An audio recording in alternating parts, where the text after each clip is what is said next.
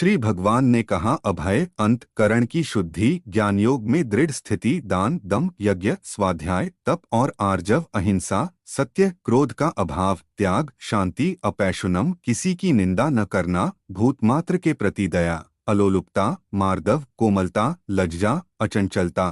हे भारत, तेज, क्षमा, धैर्य, शुद्धि, अद्रोह और अतिमान, गर्व का अभाव, ये सब दैवी संपदा को प्राप्त पुरुष के लक्षण हैं। हे पार्थ, दंभ, दर्प, अभिमान, क्रोध, कठोर वाणी और अज्ञान, यह सब आसुरी संपदा है। हे पांडव, दैवी संपदा मोक्ष के लिए और आसुरी संपदा बंधन के लिए मानी गई है। तुम शोक मत करो, क्योंकि तुम दैवी संपदा को प्राप्त हुए हो।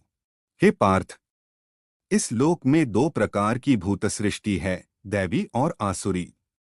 उनमें देवों का स्वभाव, दैवी संपदा, विस्तार पूर्वक कहा गया है। अब असुरों के स्वभाव को विस्तरश मुझसे सुनो। आसुरी स्वभाव के लोग न प्रवृत्ति को जानते हैं और न निवृत्ति को, उनमें न शुद्धि होती है, न सदाचार और न सत्य ही होता है। वे कहते हैं कि यह जगत आश्रय रहित, असत्य और ईश्वर रहित है। यह स्त्री पुरुष के परस्पर कामुक संबंध से ही उत्पन्न हुआ है, और इसका कारण क्या हो सकता है?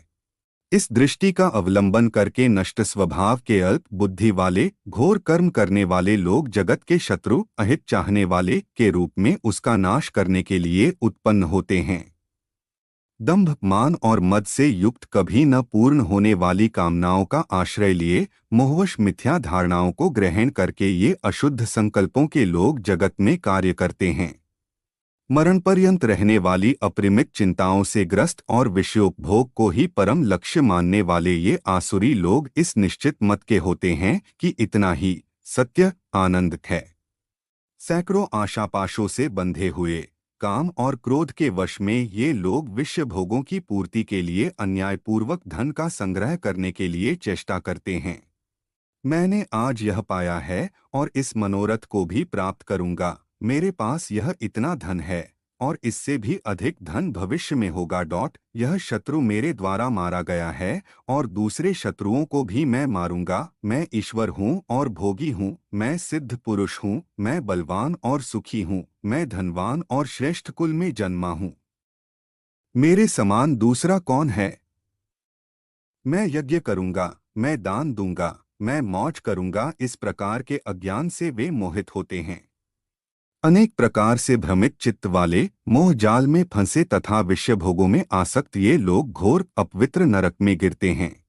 अपने आप को ही श्रेष्ठ मानने वाले, स्तब्ध, गर्वयुक्त, धन और मान के मद से युक्त लोग शास्त्र विधि से रहित केवल नाम मात्र के यज्ञों द्वारा दंभपूर्वक यजन करते हैं। अहंकार, बल, दर्प, काम और क्रोध के वशीभूत हुए पर निंदा करने वाले ये लोग अपने और दूसरों के शरीर में स्थित मुझ परमात्मा से द्वेष करने वाले होते हैं। ऐसे उन द्वेष करने वाले, क्रूरकर्मी और नराधमों को मैं संसार में बारंबार आसुरी योनियों में ही गिराता हूँ, अर्थात उत्पन्न करता हूँ। हे कौन्ते, वे मूढ़ पुरुष जन्म जन्मांतर में आसुरी योनि को प्राप्त होते हैं और इस प्रकार मुझे प्राप्त न होकर अधम गति को प्राप्त होते हैं।